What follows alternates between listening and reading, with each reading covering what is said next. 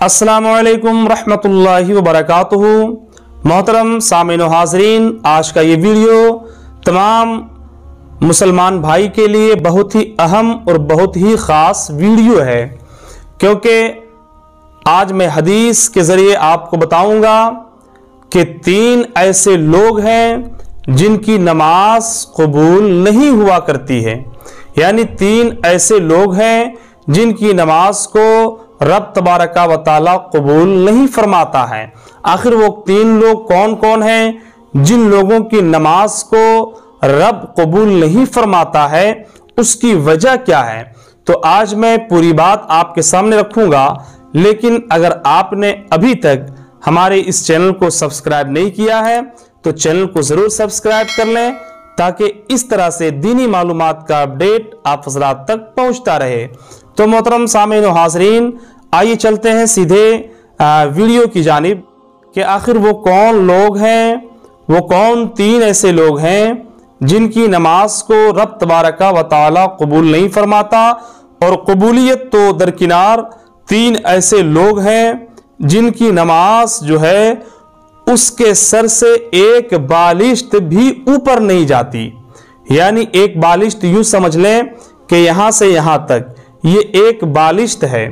तो 3 ऐसे लोग हैं जिनकी नमाजें उसके सर से एक बालिश्त भी ऊपर, या यूं समझ लें कि सर से एक बालिश्त ऊपर उनकी नमाजें नहीं जाया करती है। आखिर वो 3 लोग कौन हैं?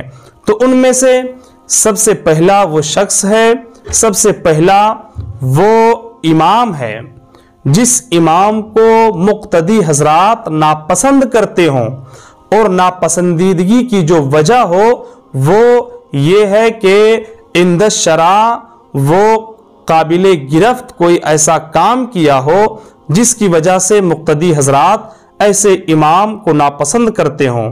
यानी जो इमाम शरीयत मुस्तफ़ा की पासदारी ना करता हो, या मुक्तदी हजरात ने उस इमाम को किसी बड़े गुनाह में डूबा हुआ पाया हो और उस इमाम को नापसंद करते हों, तो फिर ऐसे इमाम की नमाज जो है कबूल तो दरकिनार, कबूल होने के लिए सर से ऊपर, फिर पहले आसमान, दूसरे आसमान, तीसरे आसमान, चौथे आसमान, फिर रब की बारगाह में उसके बाद कबूलियत की मंजिल को नमाजें पहुंचती है।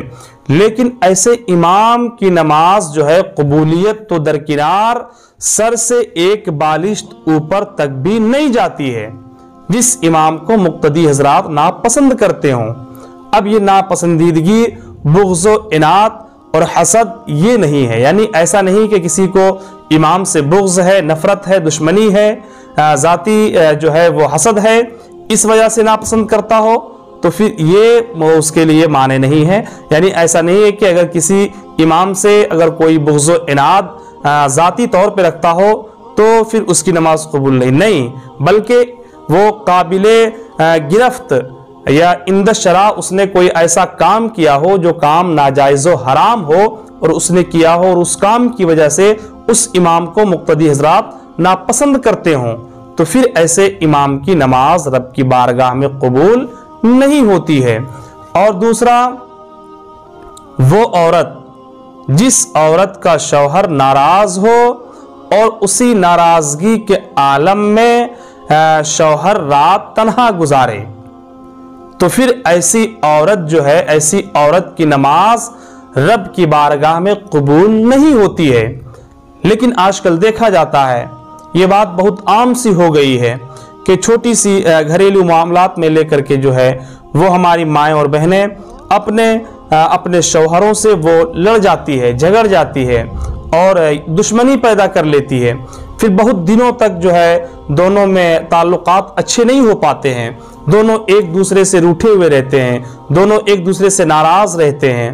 तो ऐसी औरत के बारे में भी आक़ाए दो आलम सल्लल्लाहु ताला अलैहि वसल्लम ने फरमाया। इब्ने माजा हज़रत अब्दुल्ला इब्ने अब्बास रज़ियल्लाहु ताला अन्हुमा से मरवी है, इब्ने माजा की हदीस है।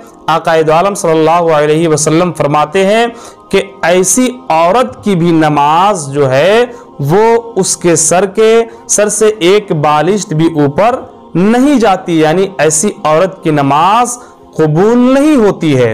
اور تیسرا، دو بھائی کا آپس میں جو ہے وہ تعلق ختم ہو جانا، اور دو بھائیوں چاہے وہ دو سگے بھائی ہوں یا دو دینی اسلامی بھائی ہوں اور آپس میں قطعی تعلق کر لیں، لڑائی کے بنا پہ، جھگڑے کے بنا پہ اور دیگر وجوہات پہ اگر وہ لوگ قطعی تعلق کر لیتے ہیں، ایک دوسرے سے بات نہیں کرتے ہیں، ایک دوسرے سے دوری اختیار کر لیے ہیں، ایک دوسرے کو دیکھنا پسند نہیں کرتے ہیں، تو پھر ایسے لوگوں کی بھی نماز اس کے سر سے ایک بالشت بھی اوپر نہیں جاتی ہے۔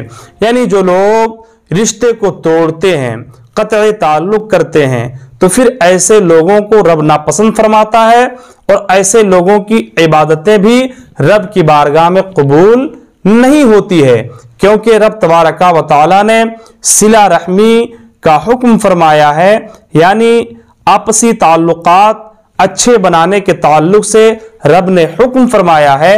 اب جو لوگ آپس میں جو ہے وہ قطع تعلق کریں گے تو پھر رب ایسے لوگوں کو ناپسند فرماتا ہے اور ان کی عبادتوں کو رب قبول بھی نہیں فرماتا ہے۔